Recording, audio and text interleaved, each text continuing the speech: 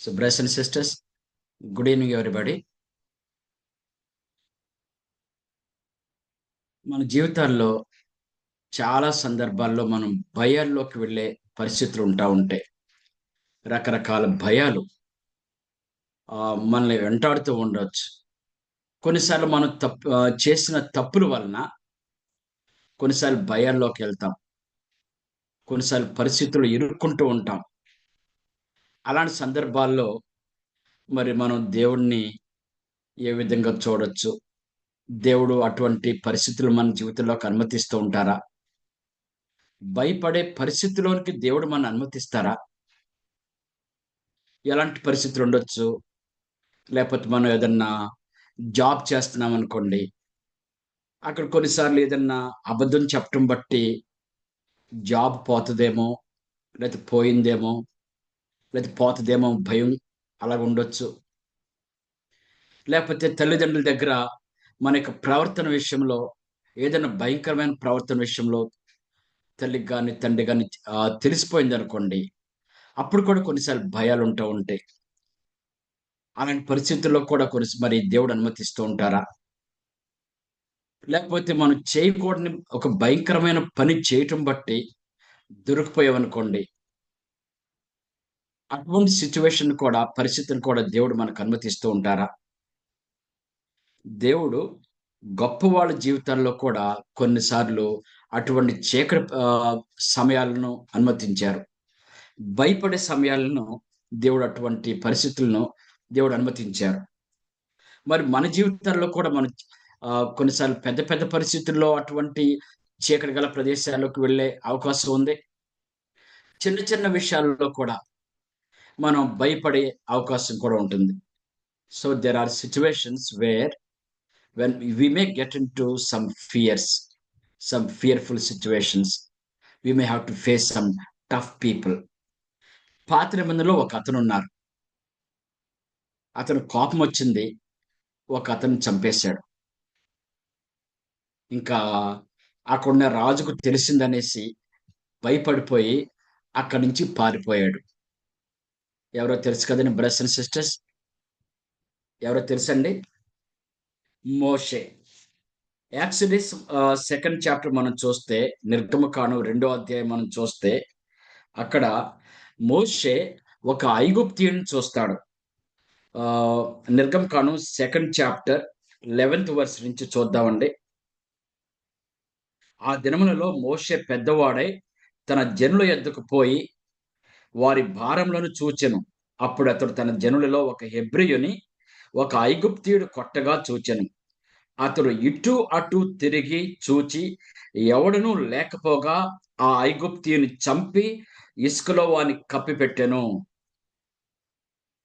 మ మరునాడు అతడు బయట నడిచి వెళ్ళుచుండగా హెబ్రీయులైన మనుషులిద్దరూ పోట్లాడుచుండిరి. అప్పుడతడు అన్యాయం చేసిన వారిని చూచి నీవేళ నీ పొరుగువాని కొట్టుచున్నావని అడుగగా అతడు మా మీద నిన్ను అధికారినిగాను తీర్పరిగాను నియమించిన వాడెవడు? నీవు ఆ ఐగుప్తీయుని చంపినట్లు నన్నును చంపవలెనని అనుకొనుచున్నావా అనెను. అందుకు మోషే నిశ్చయముగా ఆ సంగతి బయలుపడిననుకొని భయపడెను. So Moses was frightened that the incident that he killed Egyptian was open, it was revealed. ఫరో ఆ సంగతి విని మోషేను చంపచూచెను. ఫరోకు తెలిసింది ఈ మోసెస్ ఒక ఐగుప్తీయుని చంపేశాడు అని. ఇంకా ఫరో మోషేని చంపేద్దాం అనుకున్నాడు. ఈ మోషే ఎవరండి? ఇప్పుడు మోషే వయస్సు 40 సంవత్సరాలు. He was 40 years at this time. అప్పటికి అతను చాలా సంవత్సరాలు ఆ ఫరో యొక్క ఆ ప్యాలెస్‌లోనే జీవిస్తా ఉన్నాడు. ఫరో యొక్క కుమార్తె ఆయన్ని ఆహ్, పెంచుకుంటా ఉంది. ఆ ప్యాలెస్‌లో ఉండే వైభోగాలన్నీ కూడా లేపోతే ఆ ఫెసిలిటీస్ అన్నీ కూడా అనుభవించే వ్యక్తి. అంటే చాలా లగ్జూరియస్ జీవితము ఆహ్, ఆహ్, అతను జీవించటానికి అవకాశం ఉన్న వ్యక్తి. ఆఖరికి ఎప్పుడైతే తన గురించి తెలిసిందో ఫరో చంపేస్తాడని తెలిసి అతను పారిపోయాడండి. ఎక్కడ పారిపోయాడో తెలుసండి? మోషే ఫరో ఎదుట నుండి పారిపోయి మిద్యాను దేశంలో నిలిచిపోయి ఒక బావి యొద్ద కూర్చుండెను. So he ran away to the country called Midian. మిద్యాను దేశం. కొన్ని వందల కిలోమీటర్‌లో అతను వెళ్ళిపోయాడండి. పారిపోయాడు. మరి కొన్ని వందల కిలోమీటర్‌లో వెళ్ళిపోయాడంటే ఎన్ని వారాలు, మరి ఎంత కాలం పట్టుంటదండి? అన్ని రోజులు కూడా మరి భయంతో ఉండుంటాడు. ఎనకాల ఫరో వస్తాడేమో, సైన్యంతో ఫరో తన సైనికులను పంపుతాడేమో, రథాలతో పంపుతాడేమో, నన్ను పట్టుకుంటారేమో, నన్ను చంపేస్తాడేమో, భయంతో అలా పారిపోతూ ఉన్నాడు. మిద్యాను దేశంకెళ్ళిపోయాడు. అక్కడికెళ్ళి మిద్యాను దేశంలో నిలిచిపోయి ఒక బావి యొద్ద కూర్చుండెను. He was sitting at a well. ఒక బావి దగ్గర అలా కూర్చుండిపోయాడు. ఒకసారి జ్ఞాపకం చేసుకున్నాడు. నా దేశం కాని దేశానికొచ్చాను. ఒకే ఒక తప్పు చేశాను. ఐగుప్తుని చంపేశాను. ఇప్పుడు నేను పారిపోవలసొచ్చింది. ఇన్ని వందల కిలోమీటర్లు పారిపోవలసొచ్చింది. ఇప్పుడు నా అక్క లేదు. లేతే నా అన్న అహరోను లేడు. నా వోళ్ళెవరు లేరు. ప్యాలెస్‌లో ఉంటే ఎంత అద్భుతంగా అక్కడ ఎన్ని అవకాశాలు, ఫెసిలిటీస్ ఉంటాయి. ఇప్పుడంతా కటిక చీకటి. అనేకమైన రాత్రుళ్ళు అలా నడుస్తూ అరణ్యాల్లో అనేక రాత్రుళ్ళు ఒంటరిగా నడుస్తూ అక్కడక్కడ ఆగుతూ ఎవరో ఒకళ్ళ భోజనం మరి తీసుకుంటూ లేతే భోజనం లేకపోతే అడుక్కుంటూ అలా వెళుతూ భయాందోళనలో వచ్చేసాడండి మిద్యాను దేశానికి. దేవుడు అంతా చూస్తూనే ఉన్నాడు. దేవుడికి ఈయన పట్ల ఒక చక్కని ప్లాన్ ఉంది. అద్భుతమైన ప్లాన్ ఉంది. కానీ అద్భుతమైన ప్లాన్ ఉంటే మరి భయాల్లోకి వెళ్ళరండి. వెళ్తారు. ఇతడు వెళ్ళాడు. ఆహ్, ఊరు కాని ఊరు, దేశం కాని దేశం ఒక్కళ్ళు కూడా తెలియదు. అటువంటి ప్రదేశంలో అంటే తన జీవితం అంతా కూడా కటిక చీకటిలాగుంది. వచ్చే మార్గమే కాదు చీకటి. తన జీవితం కూడా కటిక చీకటే. ఎవ్వరు తెలిసిన వాళ్ళు లేరు. అలా బావి దగ్గరకొచ్చాడు. అలసిపోయాడు. అలా కూర్చున్నాడు. అటువంటి పరిస్థితిలో దేవుడు ఒక హస్తాన్ని అతనికి అందిస్తున్నాడు. ఇప్పుడు మిద్యాన్ ప్రదేశంలో దేవుడు ప్లాన్ చేశాడు. ఇతను ఇక్కడ 40 సంవత్సరాలు విరగ్గొట్టబడాలి. మరి ఒక ఇంట్లో అంటే ఇక్కడ ఏదో ఒక ఇల్లు చూపించాలి అతనికి. వసతి చూపించాలి. ఒక ఇంట్లో ఉండాలి. ఆ సమయంలోనే బావి దగ్గర కూర్చున్నప్పుడే, ఆ బావి దగ్గరకే అక్కడ ఆ ఊరు యాజకుడైన యిత్రో యొక్క కుమార్తెలు 7 అక్కడికొచ్చారు. వచ్చినప్పుడు ఆళ్ళు నీళ్ళు తోడుకుంటుంటే, అక్కడ వేరే మంద కాపరులొచ్చేసి ఈ అమ్మాయిల్ని తోలేస్తా ఉన్నారు. ఇంక వెంటనే మన మోషే గారేం చేశారు, వాళ్ళని పక్కకు తోలేసి వీళ్ళకి సహాయం చేశాడు. అంటే నీరు తోడి వాళ్ళ మందలకు నీరు పోసాడు. ఆ అమ్మాయిలెళ్ళిపోయారు. ఏంటి ఇంత త్వరగా వచ్చేసారు? ఎవరో ఐగుప్తు నుంచి ఒకతనొచ్చాడు. ఇలా సమస్యొచ్చింది. ఇంక వెంటనే అతను మాకు సహాయం చేశాడు. అందుకే త్వరగా వచ్చాను. అయితే మరి అతనెందుకు మీరు పిలవలేదు? ఎళ్లి పిలవండి. మన దగ్గర ఉండి భోంచేస్తాడు. దేవుడు యిత్రో ఇంట్లోకి ప్రవేశించటానికి ఒక చిన్న మార్గాన్ని ఏర్పాటు చేశాడు. ఏంటంటే, అతను ఇతరులకు సహాయం చేసేలాగా దేవుడు చేశాడు. యిత్రో ఇంట్లోకొచ్చాడు. అతను యొక్క కూతురిని కూడా ఇచ్చారు తర్వాత. అక్కడ 40 సంవత్సరాలు యిత్రో ఇంట్లోనే ఉండవలసొచ్చింది. అంటే అంత భయాందోళనలో ఉండే అతనికి దేవుడు ఒక చక్కని ఒక రెసిడెన్స్ తయారు చేశాడు.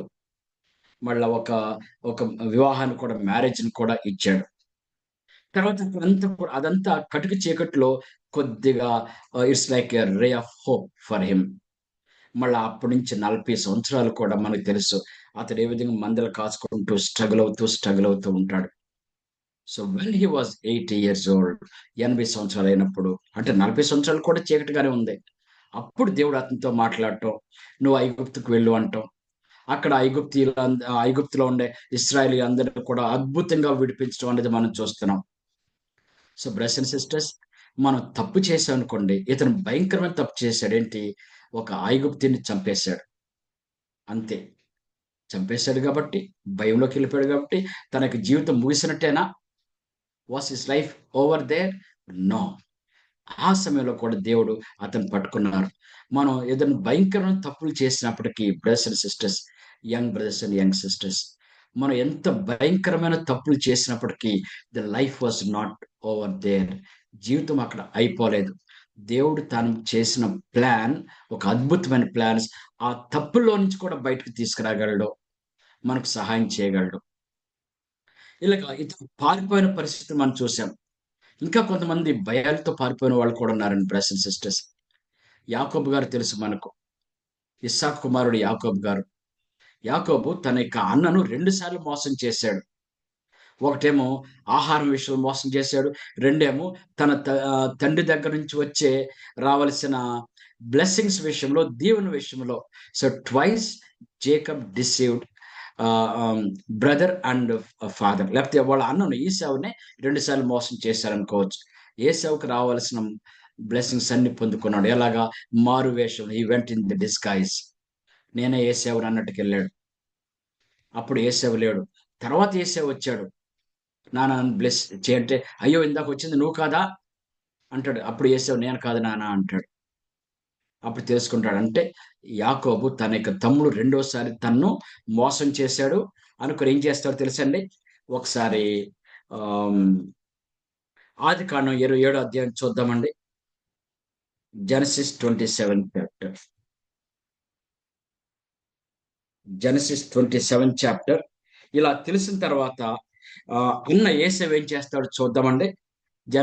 ఆదికాండం 27 అధ్యాయం, జెనసిస్ 27 చాప్టర్ 41 41 వచనం. తన తండ్రి యాకోబుకిచ్చిన దీవెన నిమిత్తము ఏశావు అతని మీద పగపట్టెను. మరి ఏశావు, నా తండ్రిని గూర్చిన దుఃఖదినములు సమీపముగా ఉన్నవి.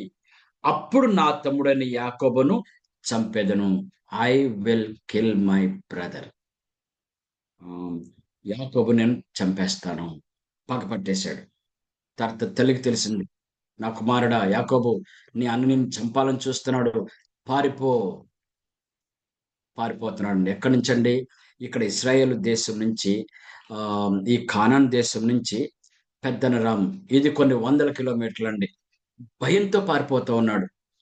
తప్పు చేశాడా? చేశాడు. చాలా భయంకరంగా మోసం చేశాడు. అన్నలాగా మారువేషం వేసుకున్నాడు. తన అన్నకుండే వస్త్రాల్లాంటి వస్త్రాలేసుకొని అన్నను మోసం చేశాడు. మోసం చేశాడు. పారిపోతున్నాడు. రాత్రులు కటిక చీకట్లో అరణ్యాల్లో వెళ్ళిపోతూనే ఉండాలి. మరి అతని జీవితం అయిపోయిందండి. మోసం చేశాడా? చేశాడు. తన జీవితం అయిపోయిందా? ఇంకా అవ్వలేదండి. అలా వెళుతూ ఉండగా బేతేల్ అనే ప్రదేశంలో దేవుడు కలలో కనిపించి, "ఇదిగో నేను నీకు తోడుగా ఉంటాను.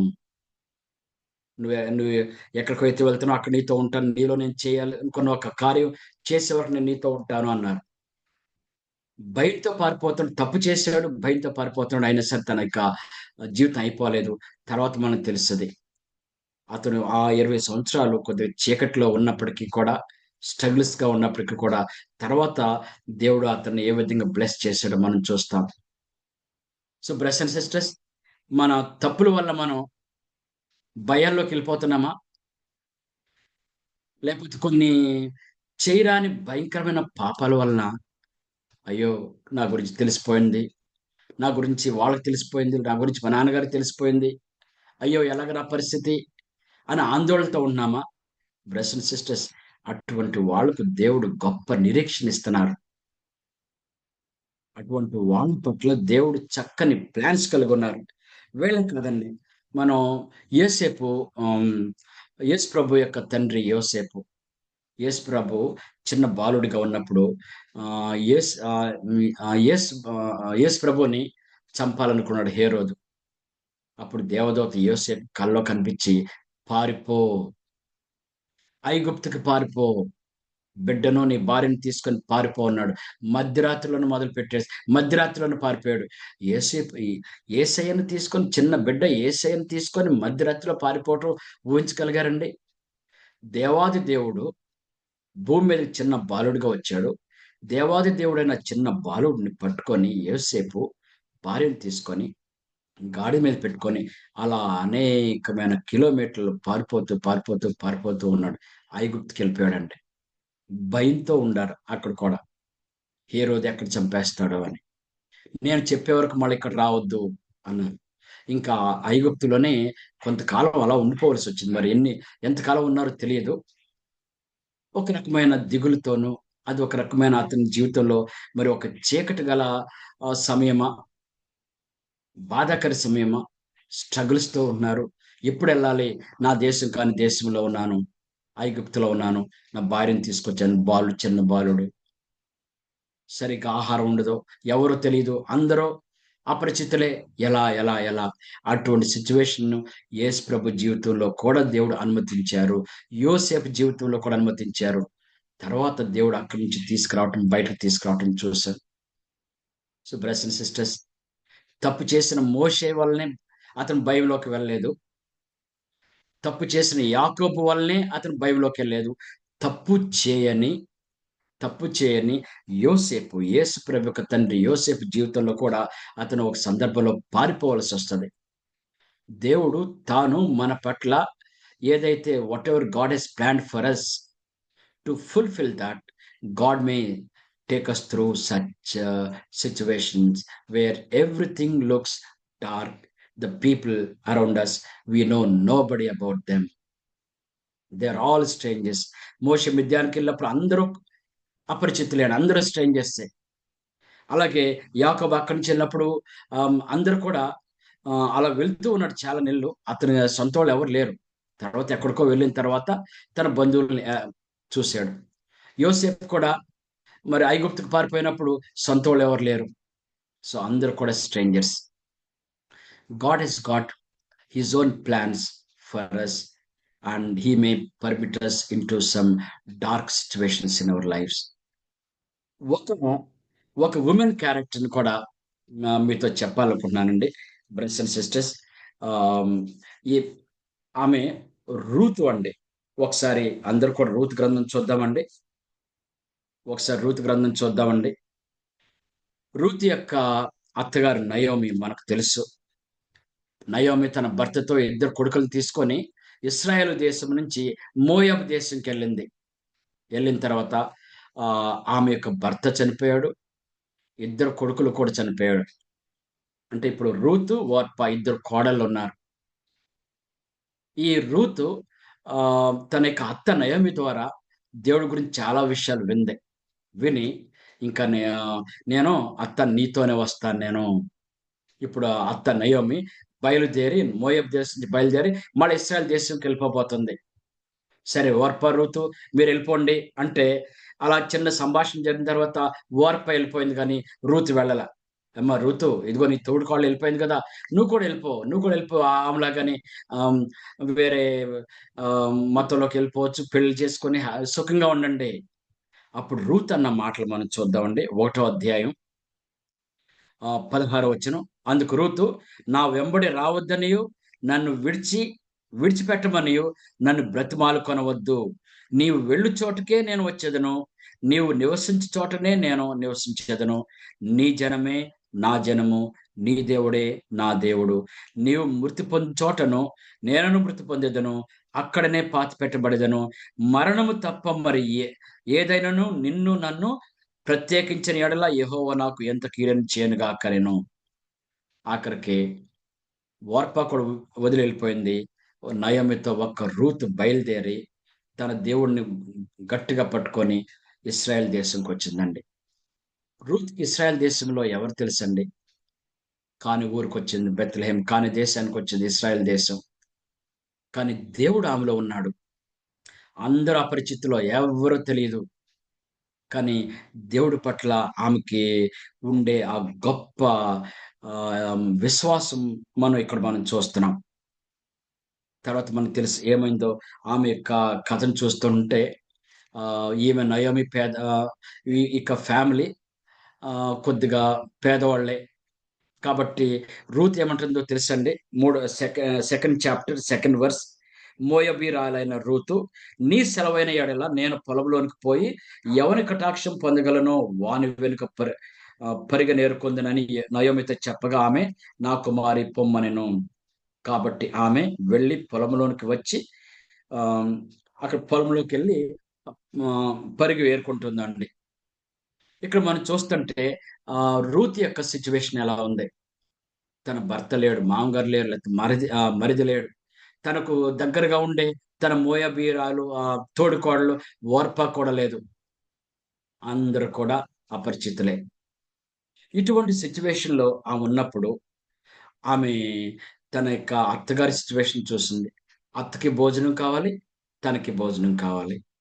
అత్తగారితో ఎంత చక్కగా మర్యాదగా మాట్లాడుతుంది చూడండి. "నీ సెలవైన ఎడల, if it is pleasing to you, if you permit me." తర్వాత ఏం జరిగిందండి? ఆమె వెళ్ళింది. వెళ్ళి ఒక పొలంలో పరిగెరుకుంటా కూర్చుంది. ఆ పరిగెడుతా ఉంది. ఎప్పుడండి? మార్నింగ్ నుంచి ఈవినింగ్ వరకు పరిగెడతానే ఉంది. అది ఏ పొలం అండి? బోయజ్ పొలం. చాలా కష్టపడుతూనే ఉంది. బోయజ్ వచ్చి అడిగాడు. ఆమె ఎవరు? కృతమ్మాయి ఎవరంటే, ఇలా నయోమి యొక్క కోడలు ఇక్కడికొచ్చింది. అంటే అప్పుడు ఆమె మీద దయ చూపిచ్చి, ఆమె పట్ల దయగా ఉండండి. ఆమెకు కావలసిన నీళ్లు చేదుకుంటే ఆ నీళ్లు కూడా తాగనివ్వండి. ఆమె మీద ఎవరు కూడా గట్టిగా అరవకూడదు. చాలా దయగా మాట్లాడారు. తర్వాత కొంతకాలానికి బోయజే ఆమెను పెళ్లి చేసుకోవాల్సొచ్చింది. సో, బ్రదర్స్ అండ్ సిస్టర్స్, ఇది మనం చూస్తే కొన్ని విషయాలు మనం జాగ్రత్తగా ధ్యానించాలి. ఆమె పట్ల ఒక భర్తను దేవుడు ఆల్రెడీ ప్రిపేర్ చేశాడు. అతడే బోయజ్. బోయజ్ రూత్ యొక్క జీవితంలోకి ప్రవేశించాలని దేవుడు ఎప్పుడో ప్లాన్ చేశాడు.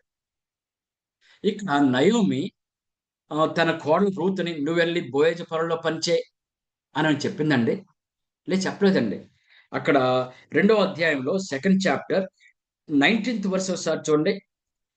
రూత్ పొలంలోకెళ్ళింది, పని చేసింది. నైట్ వచ్చేసింది. రాగానే నయోమి రూతుని అడుగుతుంది. అంతట ఆమెతో, "నేడు నీవెక్కడ ఏరుకొంటివి? ఎక్కడ పని చేసితివి? So, where did you work today?" అని అడిగింది. దాన్ని బట్టి మనకేమర్థమవుతుందండి? నయోమి రూతుని ఆ బోయజు పొలంలోకి పంపలేదు.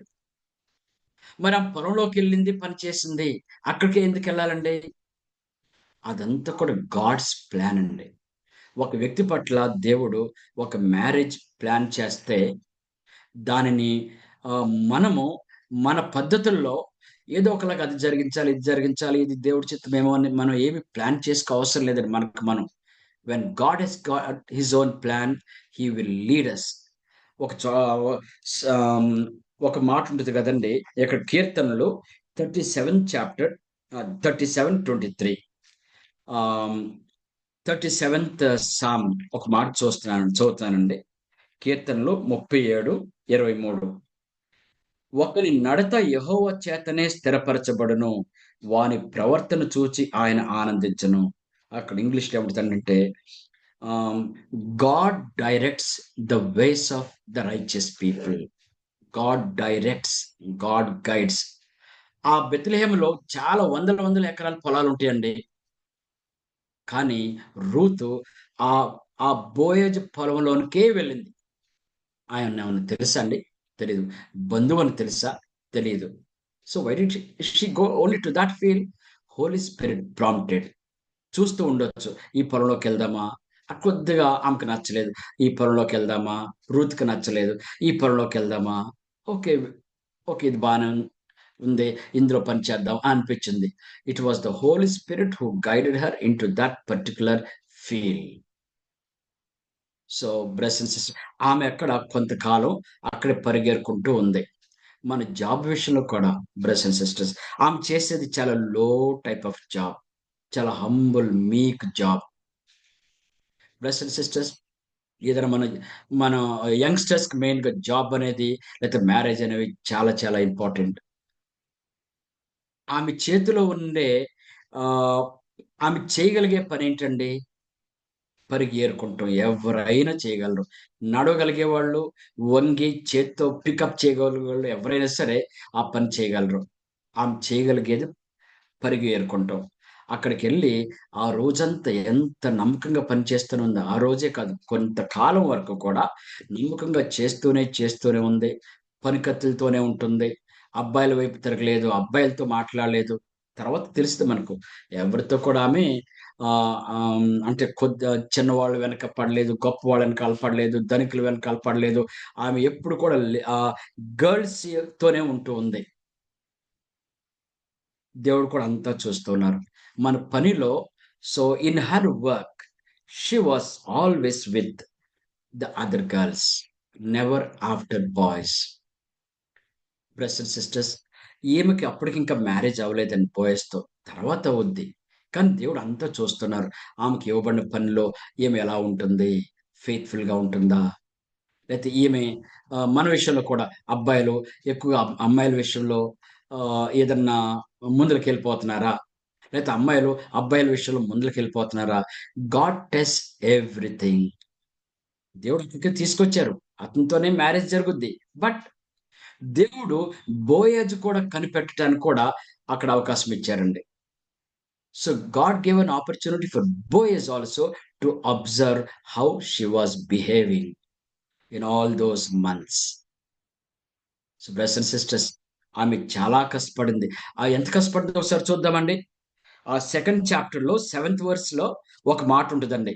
Second chapter seventh verse last line. ఉదయము మొదలుకొని means she was working from the morning. 17th verse ఆమె అస్తమయము వరకు అంటిల్ ఈవినింగ్. ఆమె అలా బెండ్ అవుతూ, పికప్ చేస్తూ, బెండ్ అవుతూ, పికప్ చేస్తూ whole day she was working, working, working.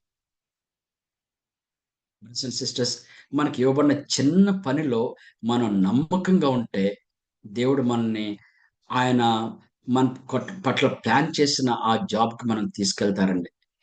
ఓహ్! లేదు ఈ చిన్న జాబు నేను ఇది చేయను. నాకు పెద్ద జాబ్ వచ్చిన తర్వాతే నేను చేస్తాననుకుంటే, దేవుడు మిమ్మల్ని పరీక్షించడానికి, మిమ్మల్ని టెస్ట్ చేయటానికి దేవుడికి అవకాశం లేదండి. So, brothers and sisters, let us accept the job which God gives us initially. Whichever the job God gives, let's be very, very faithful. And she was a very hard worker. పని సమయంలో కూడా ఆమె మాట తీరు ఎలా ఉందో తెలుసండి? ఒక పొలంలోకెళ్ళిపోయి నేనిక్కడ ఇక్కడ పని చేసుకుంటాను అని ఏమనలేదు. సెవెంత్ వర్స్ చూడండి. ఆమె ఏ విధంగా మాట్లాడిందంటే పనివాళ్ళతో, అప్పుడు బోయజ్ లేడు. ఉదయం వెళ్లి ఆమె ఆ పనివాళ్ళతో ఏమని మాట్లాడిందా? నేను కోయివారి వెనుకకు పనుల మధ్యను ఏరుకొని కూర్చుకొనుటకు దయచేసి నాకు సెలవిమ్మని అడిగాను.